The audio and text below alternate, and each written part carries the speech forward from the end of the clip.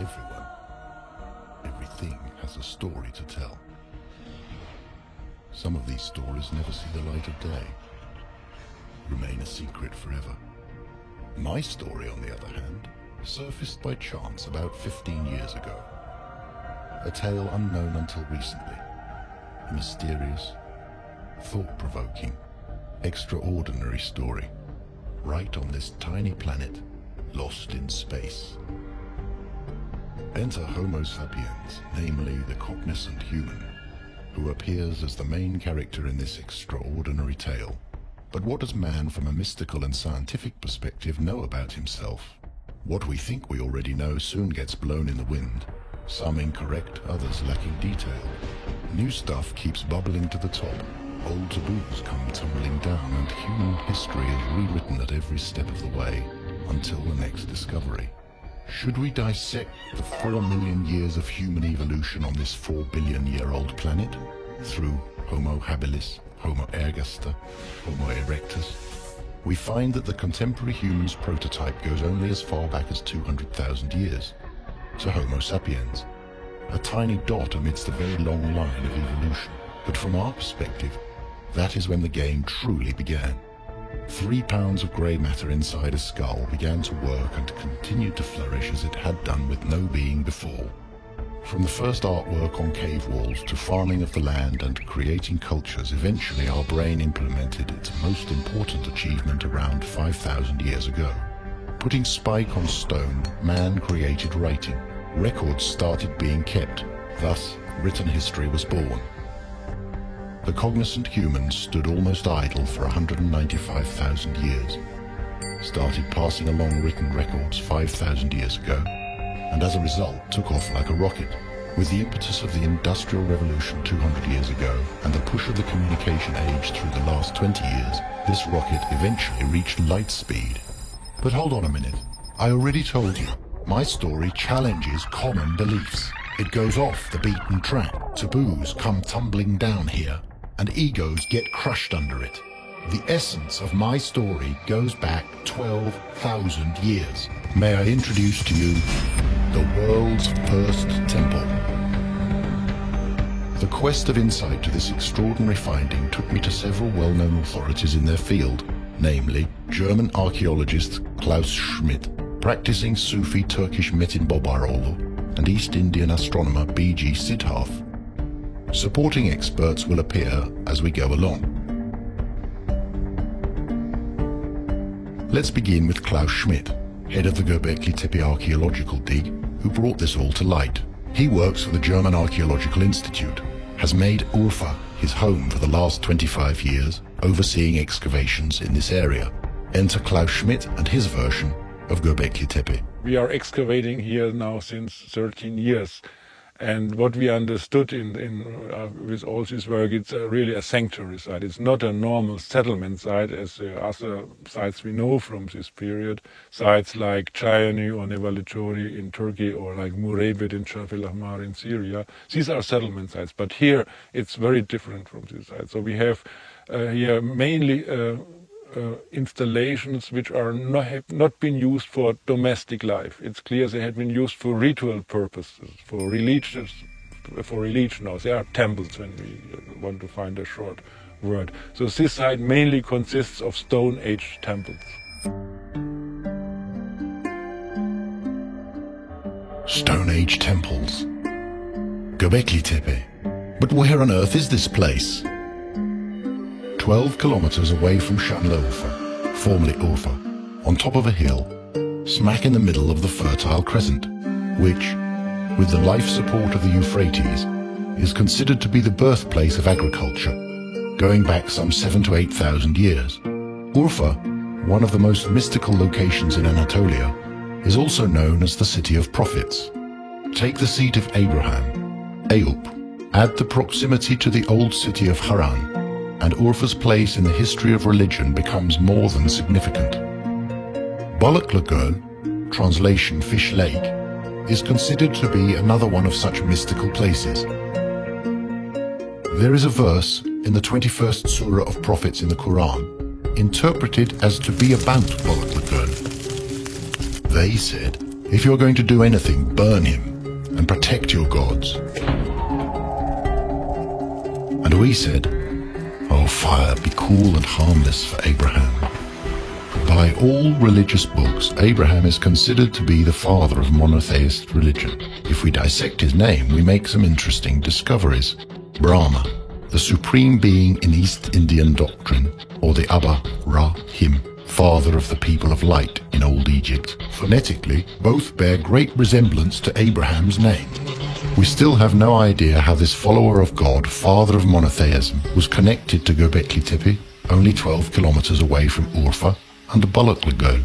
Let us find out how Klaus Schmidt came upon this once-in-a-lifetime discovery. I found it in '94, but it was not completely unknown before, but I recognized the site as a sanctuary site of the 10th millennium. So we are here in a very exposed position on top of the mountain, the highest place here in the region. So it was clear. So they chose this place because of its visibility, the importance of the location here. So it was not hidden in some valley or in the plains, but it was on top of the highest mountain here, visible from all sides. In terms of dating an archaeological find, the biggest support comes from chemistry. A test called radiocarbon dating was implemented on some of the samples from Göbekli Tepe.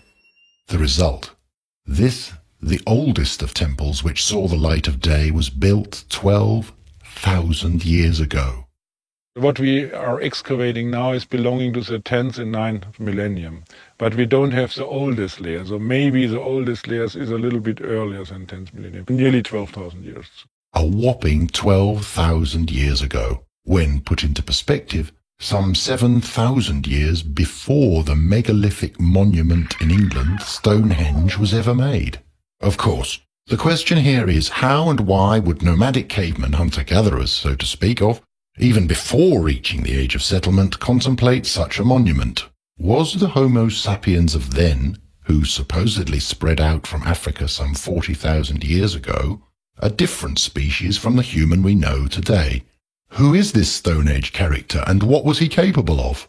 Now this question is directed at Professor Mehmet Özdoğan, researcher extraordinaire of this era, and head of the Prehistorical Archaeology Department, Istanbul University. Bunlar gezginci, yani besin üretimi yapmıyorlar, besin topluyorlar, avcı, balıkçılık olabilir, bitki toplayıcılığı, avcılık olabilir, çok farklı kök toplayıcılığı olabilir. Bu insanlar bunu uzun süre geliştiriyorlar. Bundan beraber insanın, yani sadece bir yandan biyolojik evrimi var insanın. Yani soyutlama yetisi, el hareketlerini kullanışı, sinir sistemi gibi bir biyolojik evrim geçiriyor. Doğal çevre sürekli olaraktan değişiyor. Ve insanın bununla beraber teknolojisi de gelişiyor. Yani daha hassas aletler yapabiliyorlar. Bu sürecin sonunda, son buzul dönemi bittikten sonra, yani günümüz iklim koşullarına geçildiği zaman ki aşağı yukarı 14 bin yıllarında itibaren, dünyada her yerde iklim kuşakları yer değiştiriyor. Bizim bölgemizde de doğanın çok zengin olduğu bir dönemde, özellikle Güneydoğu, Orta Anadolu'da, burada da daha tarıma, üretime geçmeden yerleşik yaşamı sağlayabilecek bir fiziki ortam ortaya çıkıyor. Point well taken, but even if a settlement is born, Göbekli Tepe begs to differ. It is not a settlement.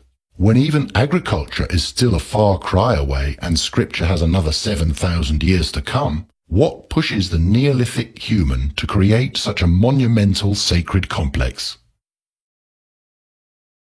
I know this was a big surprise because we didn't expect such a developed architecture in context with late hunter-gatherer societies. Hunter-gatherer societies had been dominating the human history in the old Stone Age. They are all hunter-gatherer societies. Farming was not invented. And the common idea was that from very primitive beginnings, the civilized way of life developed here in the Near East with the settled societies, and now we understand that it's much more complicated. It all boils down to this. New information forces us to review everything we supposedly knew about human history, starting with hunter-gatherers who, before concepts such as settlement, agriculture and livestock farming even developed, brought into existence such an architectural feat. The preservation really is fantastic, not in every circle, but especially in Circle D, which is very well preserved. And this preservation is explained because in Stone Age times, these circles had been buried completely. They had been backfilled by a lot of material. Some 100 cubic meters of material had been used to bury this circle. Say again? Buried temples?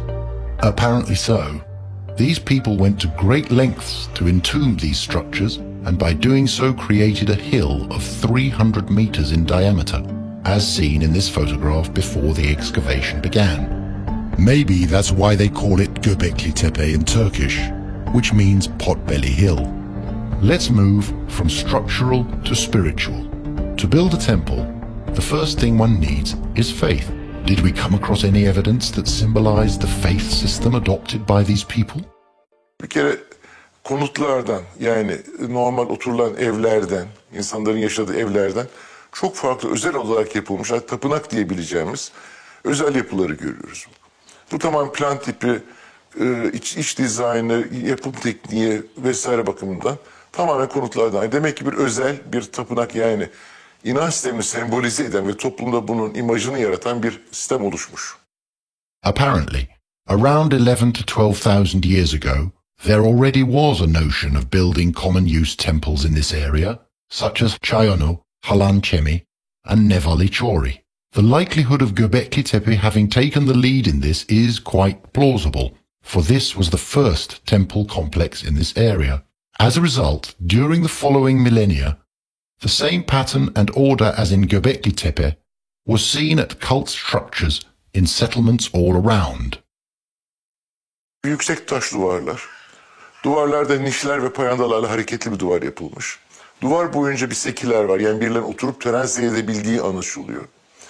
Tabanları sıvıya geçirmeyecek bir tabandır. Yani ya terazi taban, kum taban, taş kaplama gibi.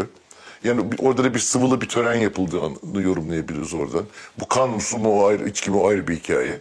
Ama bir sıvının, ki mesela Çayön'de su kanalları da bulduk. Yani sıvı akıtma kanalları da vardır.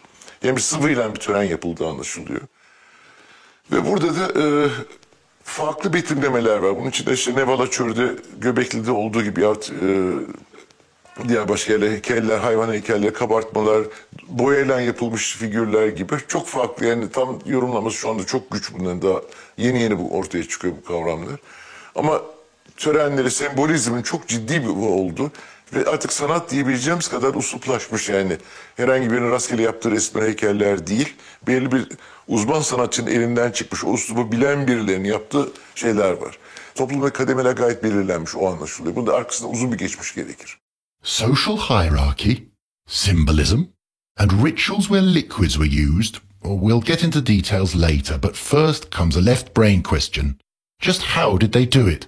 What tools did the builders of Göbekli Tepe temples use to erect and carve such monumental structures? The main tool, the main raw material for tools had been a flint, which is very common here in this region, and so on Göbekli there are tons of flint tools. This was a normal tool for Stone Age people. With flint, they also could carve the limestone very easily and very well to make the reliefs, to make the sculptures and so on. Here are the tools we assume they built these temples with. A magnificent achievement. Carving colossal blocks of limestone, 40 to 70 tons each, with these simple utensils, considering that these monoblocks of rock, the T-shaped pillars, vary anywhere between 3 to 6 meters in height. Furthermore, the quarry they got these blocks from is about 2 kilometers away, and how they got them from there to the temple site is another mystery in itself. Then let's question the architecture of this first temple known to us. Was there a plan to all this? It's not only one temple, there are many temples. So we know from the excavation and from geomagnetic research there are at least 20 installations, which we should call temple. Mind-boggling. At Göbekli Tepe, only 6 of a possible 20 temples have been unearthed as of today. The tip of the iceberg, one might say. Down below, another 14 are waiting to see the light. and they're all following one main idea. The main idea is there are two very huge, two monumental pillars in the center of such an installation. There are enclosures, and the enclosure walls are surrounding them, and there are more pillars set in the enclosure wall. So we have the appearance is more of a stone circle than of a building. And it's quite clear that the monumental stone circles had not been roofed, so there was no roof. There had been open-air installations. These same era temples from 12,000 years back, unearthed at Göbekli Tepe, show three different styles of form. They have been categorized as B, C, and D, all with different patterns. For example, while the pillars at C form a spiral, the same at D have an elliptic pattern. There is also the fact that the surrounding pillars at said temples vary in number. The only similarity between the two are the facing twin T pillars at their respective centers. One might ask, what on earth do these T-shaped pillars depict? In the center of the whole story are the T-shapes, because we can understand the T-shape as a stilized human being. We can be sure because in some cases we have the arms and we have the fingers depicted.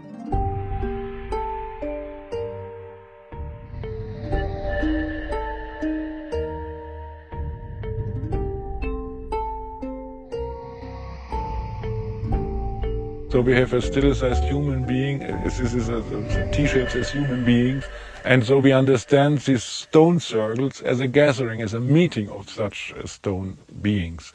Two very important in the center, surrounded by other ones which are looking similar, which are smaller, less in size.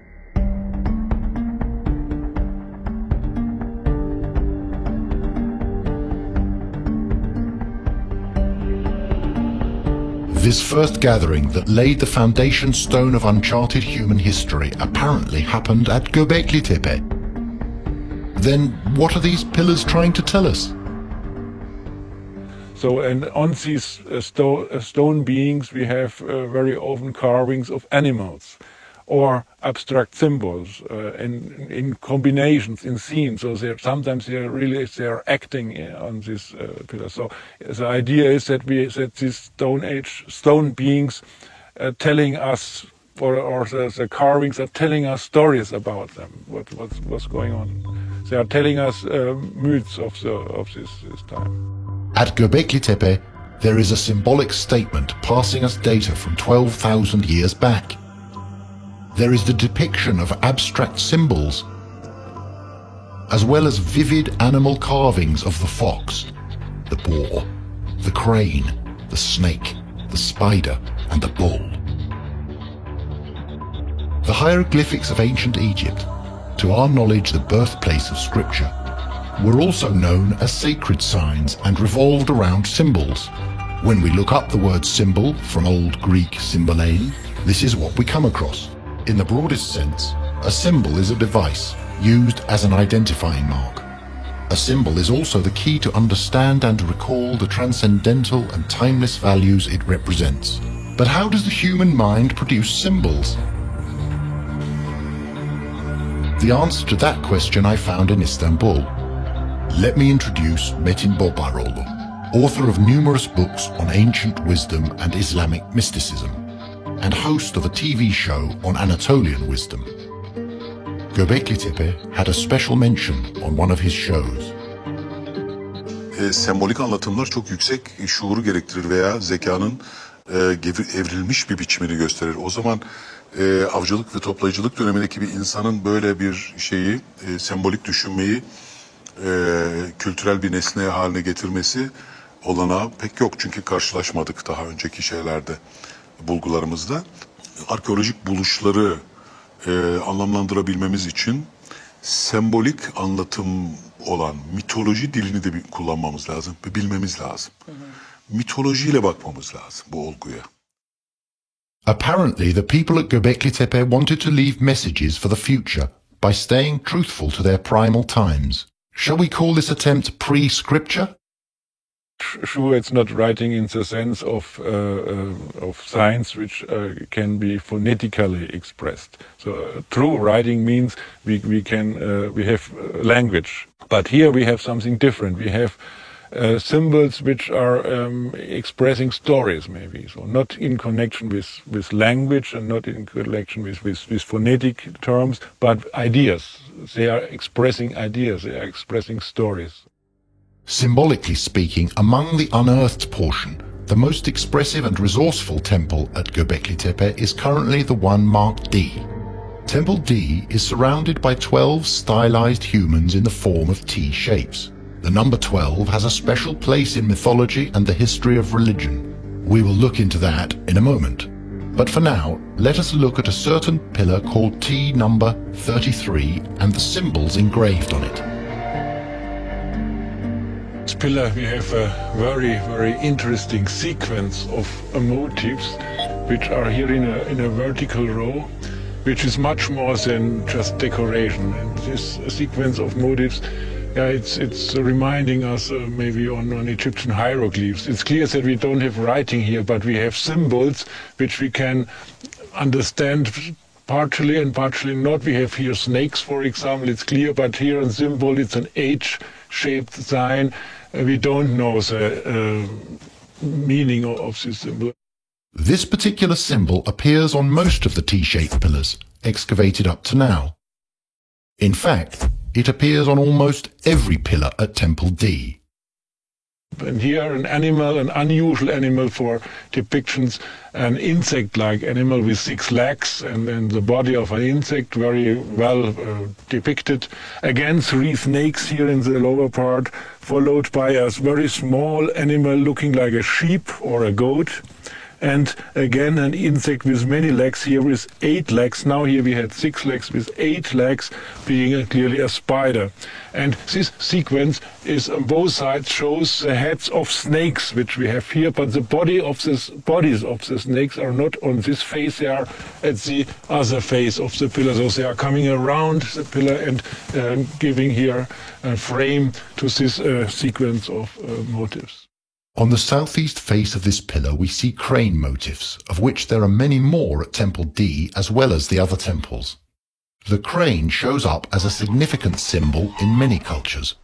It represents the teachings of Hermes in ancient Egypt, appears in the traditional kabuki Japanese dance drama, as well as in Australian Aboriginal dances. I have also come across this symbol while researching the Anatolian Alevi faith. Günümüzden hareketle eğer bu bağlar kurulursa bugün Anadolu'da halen yapılmakta olan 12 hizmet ile birlikte halen yapılmakta olan ayin, cem ayini var. Alevilik içinde bir ibadet olarak ve korunmuş bir ibadet. Çünkü ibadetleri insanlar tanrısal, yani tanrı inançlarını, tanrı isimlerini, tanrıya yakarış biçimlerini, ritüelleri, onunla ilgili sembolleri korur. Yani diğer her şeyine fedakarlık eder insanlar ama inançlarını korurlar.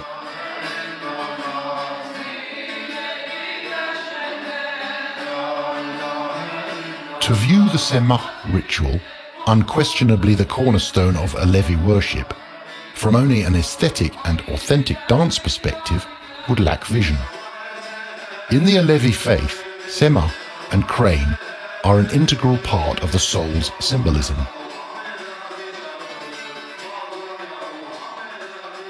Turna bugün turna semahı dediğimiz semahın içinde kullanılan bir şey. Turna diğer kuşlar içinde farklılık gösterir, tek eşlidir. Ve bu tanrı tanrıça diye tanımlanan üst bilince gelmiş, evrimde üst bilince homo sapiens ve daha üstüne gelmiş, ilerlemiş insanın tek eşli olduğunu, onun altındaki çok eşliliklerin daha önceki gelişmemiş dönemlere ait olduğunu, aynı dönem içinde çok eşli insanların arasında tek eşli olanların tanrı ve tanrıça diye nitelendirildiğini, bunların semahla gösterildiğini ve şeyin de turnanın da bunu simgelediğini söyleyebiliriz. God? Goddess? Were the T-shaped representations of humans at Göbekli Tepe the first ever god depictions in mythology?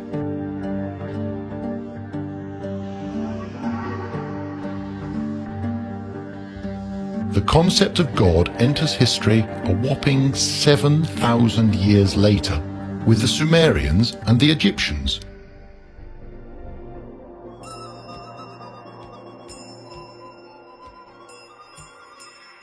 As the Dean of Sumerology, Noah Samuel Kramer, once put it, history began with Sumer because they were the ones who came up with the cuneiform script.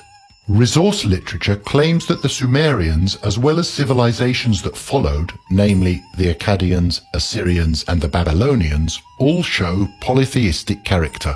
There seems to be thousands of gods. However, when it comes to the pioneers of writing, the Sumerians, my own research begs to differ. The Sag-Bar tablet, written in both Sumer and Akkad languages. Let's hear what it says. Incantation, oath, insurmountable circle of oath, insurmountable divine circle of oath, heaven and earth's unaltered circle of oath. God is one and cannot be changed. God and man shall not be divided. Contrary to the belief of Sumerian polytheism, the unity of God and man in this text also corresponds to the mutual oneness or tevhid concept in Islamic mysticism. Could the divine circle of oath be interpreted as the zodiac? The zodiac is considered the house of the 12 constellations astronomically, and astrologically home of the 12 signs of the horoscope. These same 12 constellations, as seen from Earth during its full cycle around the Sun, called a year, have always been a major topic in astronomy and are the essence of astrology. The quest for deeper knowledge on this subject, claimed to have originated in China or Babylon or India, took me to Hyderabad. Here, I met B.G. Siddharth.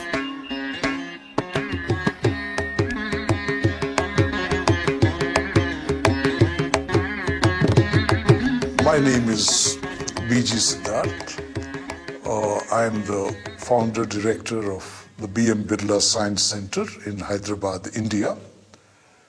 This happened about 25 years ago, and my academic background is that I'm an astronomer and a physicist, and astronomy has brought me to the field of astronomical chronology and archaeoastronomy, because many ancient scriptures have a lot of astronomical content in them, particularly the Indian scriptures which go by the name of Vedas, and also the mythology that originates from them.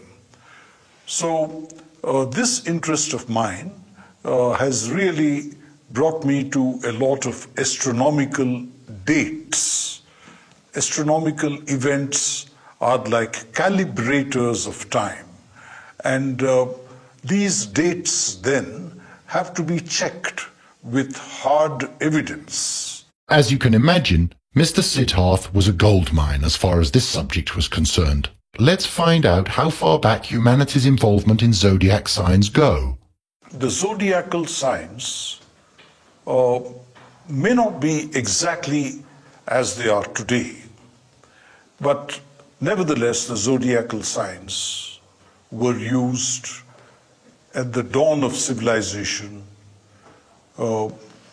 which is described in the Vedas, the dawn of agriculture, because these were needed for the calendar, the 12 months of the year, the 12 Adityas, as they are also called, the 12 pillars, as they have been described in later mythology. These are very, very old indeed. Was the heaven's unaltered circle of oath, namely the zodiac constellations, known to humanity much earlier than the scientific estimates put forward today? Ancient wisdom as well as religion was onto the number 12 more often than not. The clock we use today is based on the number 12. The Chinese calendar evolves around 12 animals.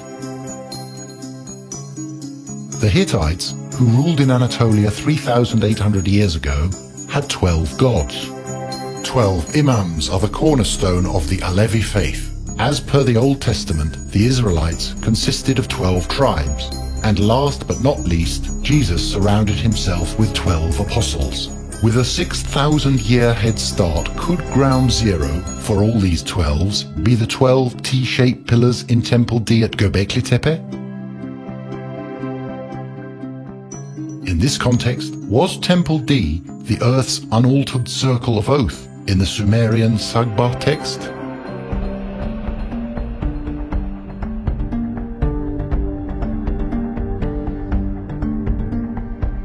At the center of this temple, on the front face of one of the symmetric T's facing west, namely pillar T number 31, we see the relief of a taurine head.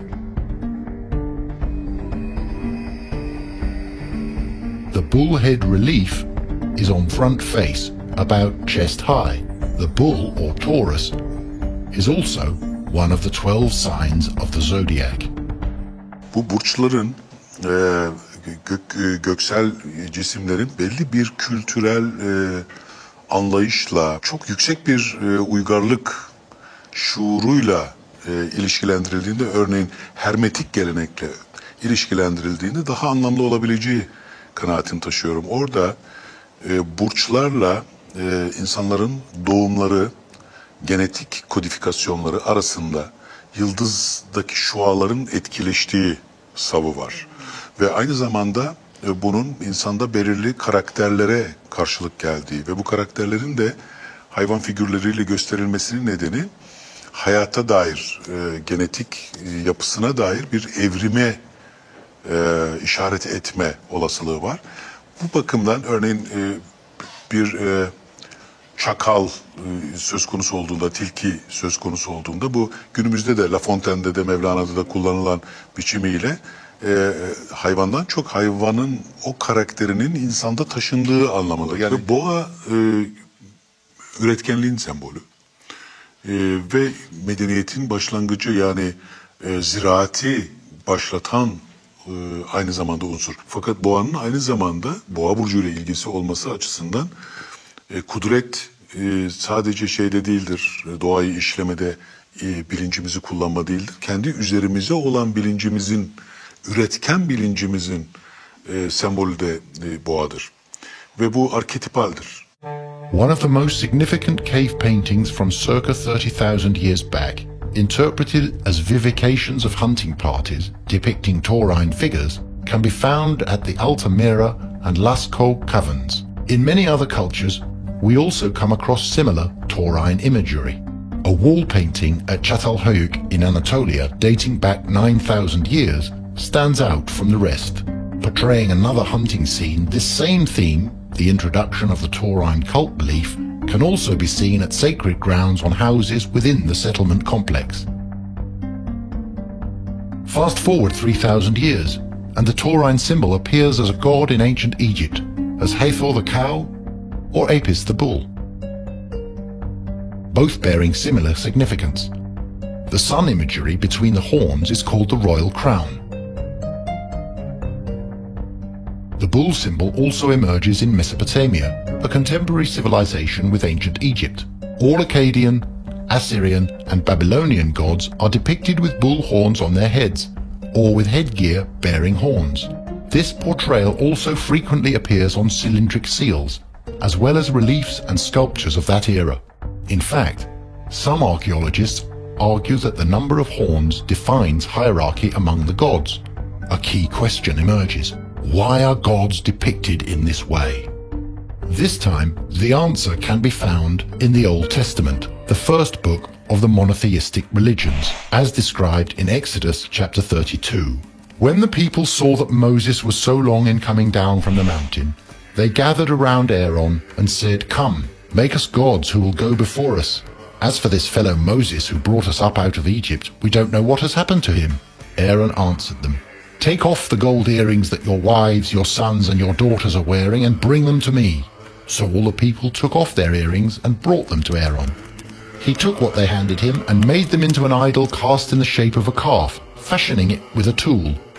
Then they said, "These are your gods, O Israel, who brought you up out of Egypt." In my opinion, the answer as to why the Israelites sculpted a calf for the deity instead of a lion or camel lies in the depiction of gods in Mesopotamia. Research took me to Michelangelo's unusual Moses sculpture. In this imagery, Michelangelo puts two horns on the prophet's head. This was later decoded as a wordplay.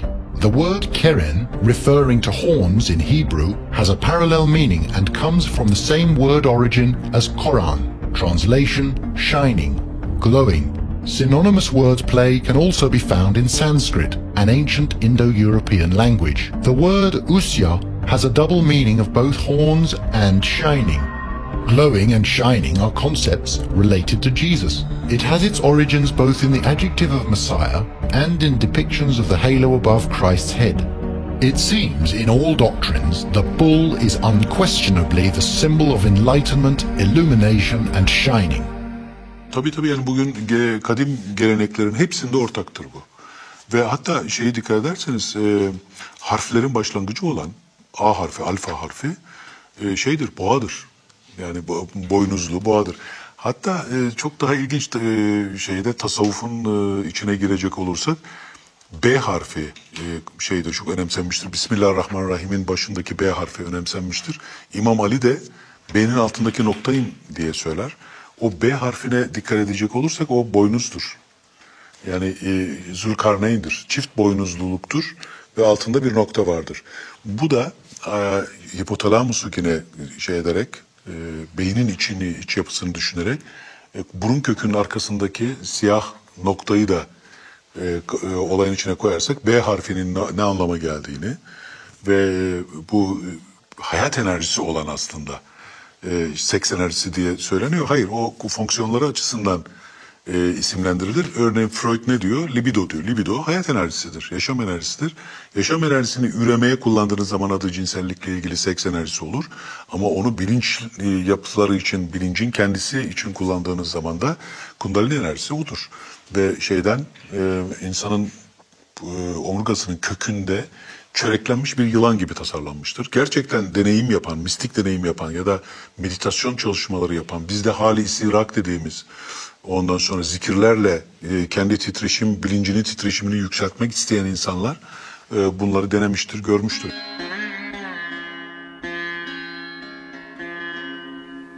Kundalini means that which is coiled in Sanskrit, is associated with the snake. And this particular yoga discipline is aimed at the practice of awakening this dormant, coiled up energy.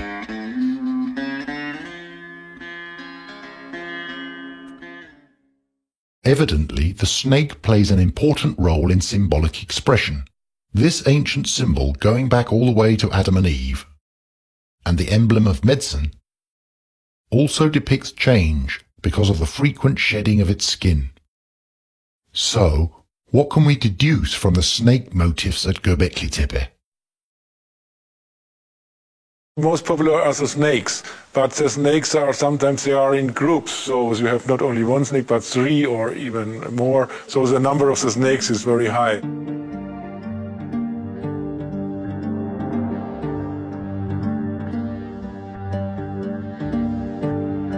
Yılan sembolü ilginç hakikaten. Hem peygamberliklerde karşımıza çıkıyor. Özellikle Musa peygamberin asası hem Kur'an-ı Kerim'de hem Tevrat'ta kutsal metinlerde Musa'nın asasını yılana dönüştüğü ve tekrar asaya dönüştüğü. Asa kendisine sorulduğu zaman Kur'an-ı Kerim'deki bir ayette Rabbi kendisine soruyor. Elindeki nedir diye soruyor. O da diyor ki elimdeki işte bir ağaçtan kestiğim ve onunla koyunlarımı güttüğüm, kendimi koruduğum bir asadır. In the Quran, Moses and his staff come up in several surahs recounting the same story. We go to surah number 26. Moses said to them, "Throw what you are going to throw." So they threw their ropes and their rods and said, "By the might of Pharaoh we shall certainly be victorious."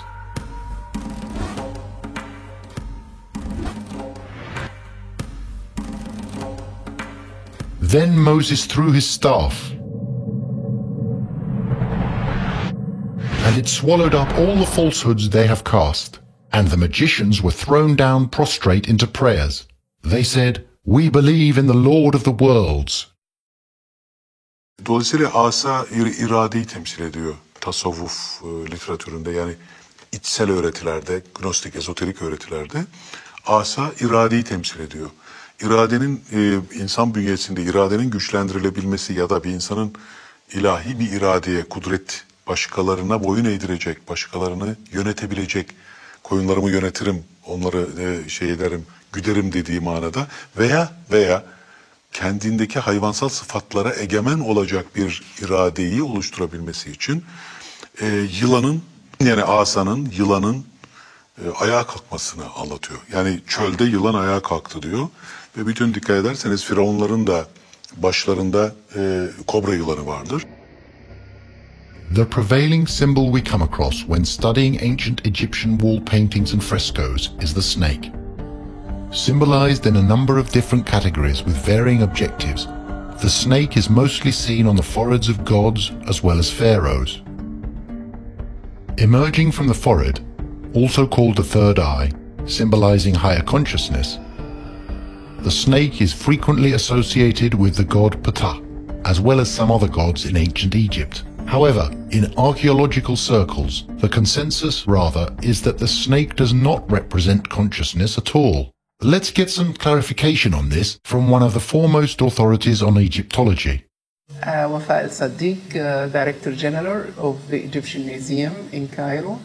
Snakes and cobras were worshipped in ancient Egypt for protection or also to avoid the danger the snakes and cobras have, or even the scorpion. And that's why from the very, very beginning, the snakes were depicted. Evidently, one of the main characteristics of symbolism is multi-expression. Therefore, it would not be a long leap to presume that the snake, while pointing towards characteristics such as protection, change, time, and eternity, also symbolizes the awakening of the coiled-up consciousness. Then, is it too far-fetched to think that humans who have reached a higher level of consciousness are depicted in this way? O zaman insandaki zekanın, nur olan zekanın kozmik bir enerji olduğunu ve omurganın da bir yılana benzetilirse orada şahlanması gerektiğini, yani içindeki enerjinin uyandırılması gerektiğini, kıyam etmesi gerektiğini düşünebiliriz. Kur'an-ı Kerim'de buna akimus salat deniyor. Yani duayı diriltin, enerjiyi ayağa kaldırın. While taking all of this into consideration, interpreting the snake imagery at Göbekli Tepe is somewhat complicated. Some of the T-shaped human depictions snakes face downward, others look just the opposite way, upward. It's difficult to decide whether or not the awakening of this latent energy inside the human was realized 12,000 years ago. What seems to be clear, however, is that there was an organized gathering within those 20 temples at Göbekli Tepe. Temples built long before concepts such as settlement and agriculture were adopted by hunter-gatherers. Temples which have been buried 1,000 years after construction, and temples embedded in a mythological tale of animal depictions and abstract symbols. Let's dig deeper into this fascinating story by going back to India and letting B.G. Siddharth take us through a crash course on Vedas. The Vedas are the oldest surviving literature in the world. And they are a big mystery because nobody has really understood the Vedas. There is no clear interpretation of the various hymns. Some scholars in the past 200 years have interpreted it, trying to fit it into some historical perspective that they have. What they basically tried to prove was that the Vedas originated around 1500 BC. But this was a conjecture. They said, you know, it is before Buddha, it is pre-Buddhist, And it must have taken about 1,000 years to compose these hymns. So 1500 BC. But really speaking, 1500 BC was just a lower limit. They could be 10,000 BC. Then how does Dr. Siddharth himself interpret the Vedas? My reading of the Vedas was completely different. I find that the most consistent interpretation of the Vedas comes from not religion, not philosophy, but astronomy. And what is the context? The context is the calendar. When human beings began an agricultural lifestyle, then they needed a calendar. And for the calendar, they have to look at the sky and get some data. This data has to be refined more and more. It is here that a meaningful interpretation of the Vedas comes. What we are facing here is a product of intellect. It was assembled by those who lived 12,000 years ago by purely just studying the sky. Then the question begs, does the pattern, the lineup of these temples, lead us back to astronomy? Why are all of them facing south?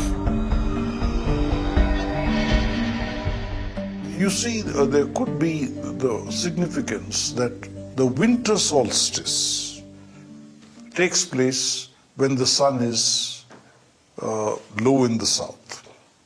So these could facilitate observations around the winter solstice, winter time, 21st December, around that time. Perhaps some sort of it was a very important time and the beginning of the year in many ancient Indian traditions. And even today, our 1st January is after winter solstice. So it could have something to do with that. And we must remember that Orion and Sirius, they appear in that part of the sky. I should say that Orion is in fact associated with 10,000 BC, the events that took place around that time. The Orion constellation and Sirius are of great significance throughout many different cultures around the world. One such calendar stands head and shoulders above the rest, a sacred calendar used in ancient Egypt based on the initial rising of Sirius, then called Sothis. Researchers, such as John Anthony West and Graham Hancock, are of the opinion that the Orion constellation and Sirius have had a great impact on the construction of the famous Sphinx at Giza, as well as the Great Pyramid. At Göbekli Tepe, we are unable to reach such conclusions yet. However, if we want to draw parallels with astronomy, then perhaps one of the 12 pillars surrounding Temple D, namely pillar number 43, with a myriad of symbolic depictions, could be of assistance through some of its motifs. Although part of it is still underground, the exposed part shows a bird carrying a sphere on its wings. Exactly beneath that, we see a scorpion. Again, this could really be a symbolic representation of something in the heavens. For instance, in this particular picture, there is the scorpion. There is also something that resembles a swan. Now we know that the Milky Way, the whitish river-like band of light in the sky, begins near Scorpius, the scorpion, the heavenly scorpion, and passes through the swan, Cygnus the swan. And that has been mentioned in Indian literature as the goddess Saraswati or the river Saraswati riding a swan. In ancient Indian literature, symbolically, the sun is described as riding on a bird. Perhaps this is a depiction of the bird carrying the sun with it.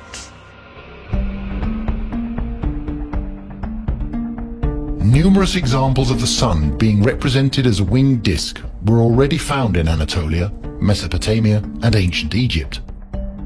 What are the odds for the depictions on this pillar being the forefather of symbolic celestial expression? Quite high, one might say. Cosmic dust of the Milky Way, the Sun, Scorpio, but there are other striking symbols jumping out at us. For example, we haven't got a clue as to what these three signs above, resembling a basket or padlock, mean. On the other hand, the H-shaped, twice used symbol to the right we have seen before. The most fascinating image we have yet to come across, however, is down below, a decapitated human image with a bird portrayal next to it. A similar figure was found at Çatalhöyük, dating some 3,000 years after its first appearance at Göbekli Tepe. But the interesting part is that this figure was also associated with a bird, the same as at Göbekli Tepe. And it does not stop here. There is one other remarkable aspect. While all the figures on the pillars surrounding Temple D face inward towards the two T-shaped pillars at the center, only these two figures face outward. A decapitated human image having an erection. Would it be too far-fetched to interpret this as the immature human with no intellect succumbing to his most primal carnal urges? Let's move on and see whether the pillars of Göbekli Tepe exhibit other human imagery. Yes, we have several sculptures depicting humans, but in the reliefs we have only two until now. At first we thought the reliefs always are depicting animals. For some years this hypothesis was working. Animals or symbols. But since 2006 we know there also can be included humans.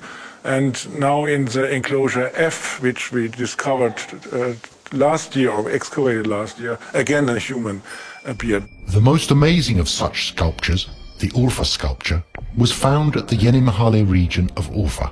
Up to this day, this is the oldest human sculpture ever found. Let me draw your attention to the two stripes on the chest pointing downward. These are some ornament or some bracelet it's wearing. So we have a lot of beads in our findings, so bracelets made of such beads. A bracelet? The same pattern appears on the T-shapes in Temple F. Could these be pointing towards the hands seen below? And by the way, what about these hands? Urfa heykeli elinde tutuyor, altın tesisleri var. The hand position, it seems that he is holding its follows, but it's not completely clear. As we can see, the hand position on this particular one is not very clear. But, referring again to the hand position, how about the other, larger sculpture found at Göbekli Tepe? It has those like this. Interesting, isn't it? At Göbekli Tepe, all the T-shaped pillars symbolizing human-like beings with hands and arms bear the same pattern in hand position as these later dated sculptures. Ellerin kavuşturulduğu, hani namaz kılar gibi ellerin birbirinin üzerine getirildiği bir şey var ama bu çok da ilginç. Hakikaten hem Tibet'te rastladığımız, Hint'te rastladığımız, hem de Antik Mısır'da rastladığımız, bu firavunların şeylerinde, kültüründe rastladığımız, hem de daha sonra İslam kültürü içinde de işte namaz duruşu olan, elin bu göbeğin altına konmasıyla ilgili bağlanması bize belirli bir meditatif, içe dönük ve ibadet anlamında, yani insanın iç güçlerini, iç yetilerini harekete geçirme deneyimi ni gösteriyor. On the other hand, there is no portrayal of the mouth, is there? There is no mouth, that's true, that's a funny thing. In Göbekli Tepe we have a head also over life size, which clearly or quite clearly had been part of such a statue. Again, no mouth depicted. Ağzın olmaması bir tabu olabilir.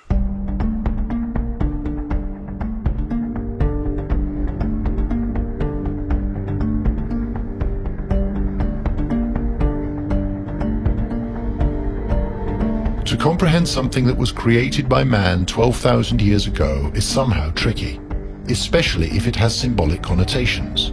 Let's take a look at Temple D again. which is surrounded by 12 T-shaped pillars, stylizing humans. One of the concentrical T-shaped pillars facing east exhibits two other symbols at chest level. One we have seen before, the ubiquitous H-shaped symbol. Maybe from looking at it too frequently, it started looking less and less of an H to me. The image I started to see, however, looked more like two T's holding hands. Just like this. Right below this H, there is the other symbol, a symbol I have come across during research. Could this be the forefather of ancient Egypt's royal crown symbol? Let's explore the use and meaning of this symbol in ancient Egypt. The solar disk is symbolizing the sun god. The sun god was worshipped from the very beginning in the Egyptian history. That solar disk crown is not for people or for kings. It is for the gods and goddesses. So, what we have here is something akin to a solar disk crown, exclusive to gods and goddesses. Then what is this crescent underneath? The moon? The moon is a crescent moon, very thin moon. The sun is symbolized by the circle on top with a dot inside. Now we know that an eclipse of the sun takes place just at new moon, when the moon is even smaller than a crescent, when the moon comes and covers the sun. So this would be reference to an eclipse. In fact, this could also be a sculpture of the very eclipse that we were talking about, the Tripurari eclipse, which took place at the same place, very near that. Tripurari, meaning three cities in Sanskrit, is an important symbolic expression in Vedas. Let's get some insight from Dr. Siddharth. There were three cities. One was made of iron, another was made of silver, another was made of gold. And these three cities were floating in the air. Well, you can imagine what they are, because the earth is associated with iron, and silver with the moon, and golden with the sun. So the three were going in the air, and one of them was occupied by what are called Danavas, the very wicked people, you might say. And so they had to be, somehow, they had to be subjugated. So God said, Shiva said, okay, I will do it, but I will do it with only one arrow and only at one instant of time. And that instant came, and the city was destroyed. So it clearly refers to an eclipse which occurred when the sun and the moon were in the constellation of Pushya. In my book also I had written that this would go back to 10,000 BC because we have astronomical references to that date.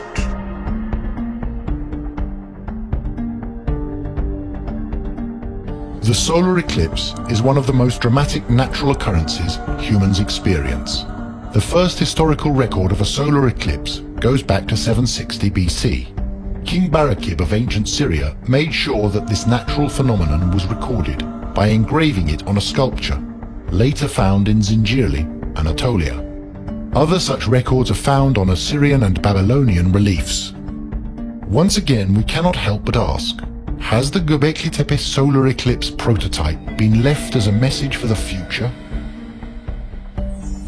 And as the sun and the moon embrace one another in the heavens, do the two T's, by holding hands, mimic the same on earth? Ortadaki iki T kadın erkek. Eril ve dişil şeydir, ögedir. Ay ve güneşi koyuyor ve iki tane T'yi de karşı karşıya koyup ilişkilendirmiş. Bu kadın erkek figürü ve tevhid, yani birliktelikleri ve hayatın onlardan doğduğu ve bunun aslında ikili birlik olduğu, yani kadın ve erkeğin eril ve dişil ögenin bütün kainatı yaratan, bütün kainatın atom altından hatta büyük galaksilere kadar bütün süreçleri eril ve dişil ögelerin pozitif ve negatif elektromanyetik ortamdan başlayarak organik düzeye kadar bu karşıtlıklı birliğin birbirini devindirerek bütün hayatı oluşturduğu ve hareketin kaynağı olduğunu eğer kabul edecek olursak simgesel olarak burada kadın ögesini ay, güneş ögesini de erkeğe. It seems pretty clear to the naked eye that male and female elements are symbolized both by the two central T's holding hands, as well as the sun and moon in a solar eclipse. But all in all, what is the message here? The quest for the first recordings regarding male and female elements took me back to the Sumerian texts. The cattle and grain text is about a Sumerian legend. It mentions a certain mound called Duku, which was of interest both to Klaus Schmidt as well as me.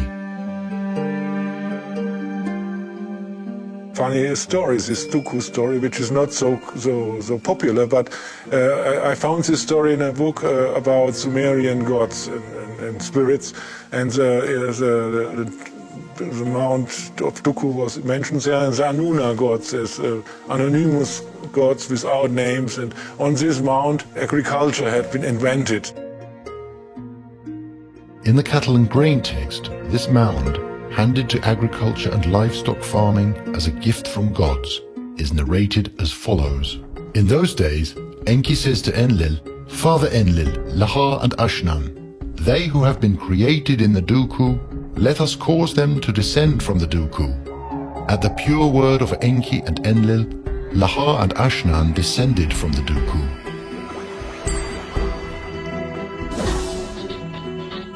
For Laha, they set up the sheepfold. Plants, herbs they present to him. For Ashnan they establish a house, plough and yoke they present to her. Laha, standing in his sheepfold, a shepherd increasing the bounty of the sheepfold is he. Ashnan standing among the crops, a maid kindly and bountiful is she. Could it be possible that the temples of Göbekli Tepe are behind the legend of Laha and Ashnan, which has its origins in Duku? This word-of-mouth tale was passed along from generation to generation and thus has survived for 6,000 years. Perhaps those which the Sumerians accepted as gods were basically humans at a higher level of consciousness, displaying alternate awareness, having already reached a more developed level of evolution. Technically speaking, were those the ones leaving us these messages? There do appear to be two types. Now, one possibility is that perhaps, like we have Neanderthal and others, there could have been a more advanced and a less advanced species. A hint for this comes from Ramayana, where you have humans, but you also have Vanara or semi-human. Now today, we say that this means monkey. But they could also mean some sort of a species or even cavemen, belonging to an isolated region which did not advance to that extent. So that is possible. That is happening even today. There are pockets, for example, in Andaman Nicobar Islands, where you have these Onje and other tribes who are right from the days of the Bushmen, living side by side, very, very advanced airports and naval ships and sea ships and so on. So it is definitely a possibility. Obviously so. Then again, archaeologists take the view that there was a structure of two worlds, the rulers and the ruled. Zaten burada ana motif belli bir toplum üzerinde erk sahibi olan grubun toplumu kullanabilmiş olması. Yani kutsal varlık adına kendisi kutsal varlığın temsilcisi, yetkilisi olarak gösterip onun adına toplumu çalıştırmak ve kendileri bunda belli bir üst seviyeye çıkmak. Bu yeni bir sistem. Vaktilen Gordon Child'ın bir lafı vardır. İşin en bozulması birinin tarlanın topraklarını bu tarla benimdir deyip herkesin evet haklısın senindir diye inanmasıdır. Ve Tanrı adına bunu ben kullanıyorum. Tanrı bu yetkiyi bana verdi. Siz de ona benim için çalışacaksınız demesi herkesin buna inanmasıdır der. Bu oluyor. And who might that be? Bu aşiret reisi midir? Bir kurnaz rahip midir? Bir büyücü müdür? İyi halüsinasyon gören biri midir? O ayrı bir hikaye ama Someone who experiences positive hallucinations. Perhaps this might explain the large mortars found at Göbeklitepe. Does it look plausible that these were used for food preparation by a hunter-gatherer society? Or does it make more sense that these large devices, found inside the temples, were part of ceremonial rituals which took place here? Maybe the main purpose was the food preparation. But I wanted to add also that we can expect that something else had been existing there, like drugs, for example, because we know that all societies in the world have some drugs, different plants or different roots, or I don't know what is existing, or mushrooms or such things. So we can expect that at Göbekli Tepe also something had been existent which we don't know. So we don't have only to ask, was it good for daily food, but we also have to think about other things. Especially when you are at the site where ritual things had been the main part of the story. When we think of rituals in which natural supplies were used in abundance, then immediately one thing comes to mind: shamanic practice, as seen in other parts of the world. Judging by that, can we draw the conclusion that it was the shamans who conducted the rituals and connected with the hereafter? It's a question, so we can expect that in Paleolithic period, shamans had been existing in the society. They had not only been hunters and gatherers, but also a group of people later being called shamans. So, but now the question is, what happened in Göbekli Tepe? Are they still at the level of this egalitarian society with shamans and so on, or are they already a little bit different? Maybe they are developing a hierarchy, a hierarchical society. And now the question is there still the level of shamans, or is the shaman already changed to the priest of the later periods, when we know from Old Orient or from Old Egypt that we have a class of priests? Isn't it odd to use the phrase priest for someone as far back as 12,000 years? I don't like to use this term, but we are in a level, so we cannot be sure about it, because we don't have the written sources which we have later, so we just have the stones. To examine the most crucial piece of evidence on the subject of priesthood, we go to the Urfa Archaeological Museum. I am holding here the head of a statue that was rescued from one of Nevallichori's temples, a Neolithic age settlement now resting at the bottom of a reservoir. Erected circa 500 years after Göbekli Tepe, this temple also has 12 T-shaped pillars similarly lined up. The structure reflects the same characteristics as the ones in Göbekli Tepe, with one significant distinction: this particular piece in my hands. The remainder of the face was destroyed. Let's take a look at the back of this original-sized head, and we see a snake slithering upwards. It seems it belongs to someone who has reached a higher level of awareness by the awakening of his Kundalini energy. To me, that is no mystery at all. Though to many archaeologists that proves to be a great puzzle. The moment we correlate the civilization with the Vedic times, that head clearly represents a Vedic priest. Even today in India, Vedic priests are like that. They have a clean shaven head, and there is the pigtail, the snake-like pigtail right at the back of the head. The portrayal of a Vedic priest in Nevallichori increases the odds of an existing clergy at Göbekli Tepe, a class which was characterized as gods in later cultures. The Ice Age had come to an end. The climate had changed. Then the question begs, following the path of geographical changes 12,000 years ago, where did they come from? The story of Atlantis. Atlantis also was supposed to have been there at that time. We have only a description from Plato, who met an Egyptian priest who told him this. But if you really look closely, it all refers to a civilization that existed around that time. The lost continent of Atlantis, an enigma that originated with the Greek philosopher Plato and has remained so for the last 2,400 years. Plato raises the subject of Atlantis in two of his works, Timaeus and Critias. Circular in shape and separated by canals, this elusive civilization, according to Plato, had a monument right at the center. From Plato onward, many others dug deep into this subject, and the list is long, but most significantly, researchers such as Immanuel Velikovsky, James Churchward, Charles Hapgood, Edgar Cayce, Graham Hancock, and Rand Flemath have spent lifetimes trying to uncover this myth, with no scientific evidence to back it up. Up to now, no one has a clue as to where this lost continent might be. Now let's go back to the Holy Scripts and look for clues on this subject. Belki de daha önceki kutsal metinlerde de rastladığımız bazı kültürler battı, yok oldu ve sonra yeniden aynı ortamda yeniden bir kültür doğdu.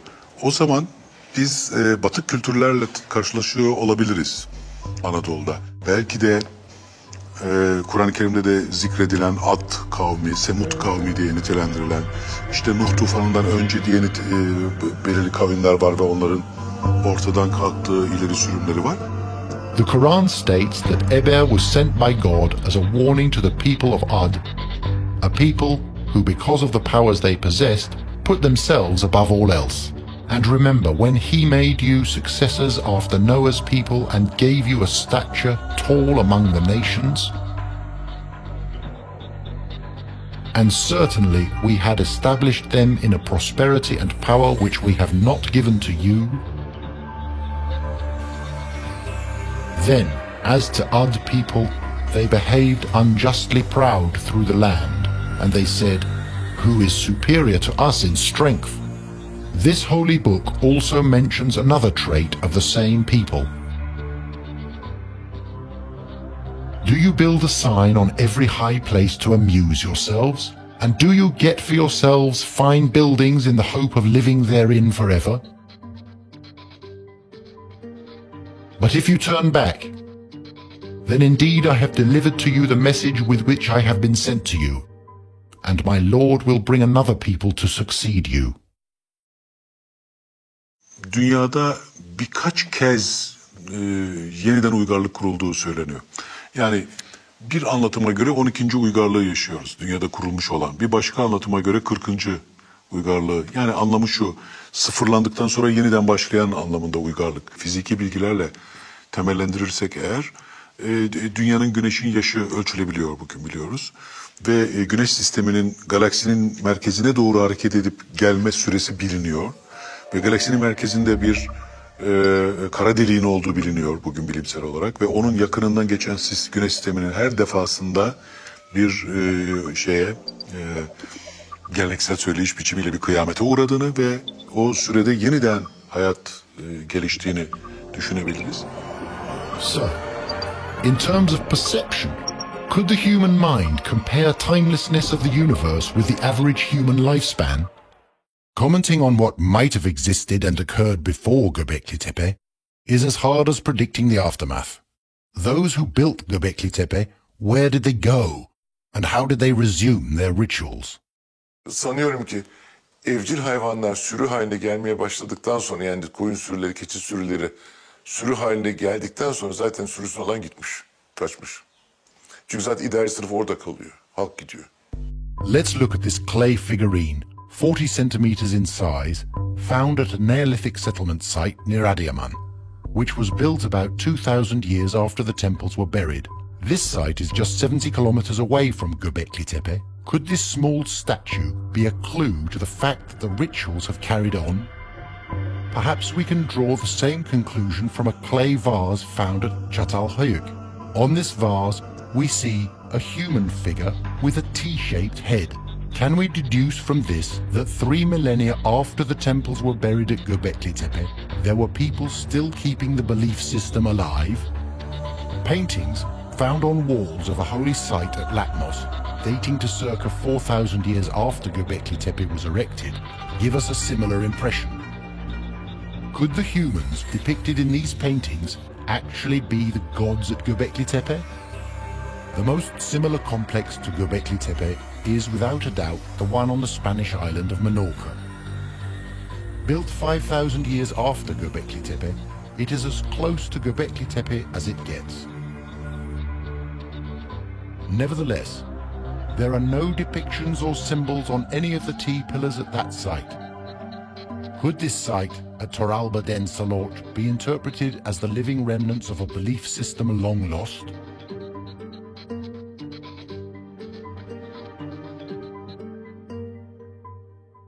Peki bunları niye bilelim? Bunlar belki de bizim insan hakkındaki bugüne kadar öğrendiğimiz bilgileri yeniden gözden geçirmeye ve bilimsel yeni kapılar açmaya bizi yöneltir diye önemsememiz gerektiğini düşünüyorum. Yoksa bir takım bugüne kadar öğrendiğimiz, ezberlediğimiz bilgilerin esareti altında olmuş olabiliriz. Onları gözden geçirme olanağını bize sağlıyor olabilir. Final solution we don't have for the moment. It's an argument to excavate more, also to excavate other circles, not just to have more stones and more pillars and so, but to understand better what is the story these Stone Age people wanted to tell the visitor or the observer with these images, with these pictures. There is still so much we don't know and cannot decipher about Göbekli Tepe. From what the rituals really meant, to why were the floors waterproof? What went on in there? Why were they buried 1,000 years after construction? There are a lot of questions with no answers. As to who ran the show, I had actually predicted that there would be a civilization of this date, which would be a Vedic civilization. We can be certain of this though. Undoubtedly, they were the ones with a higher awareness. Worship was a crucial part of their existence.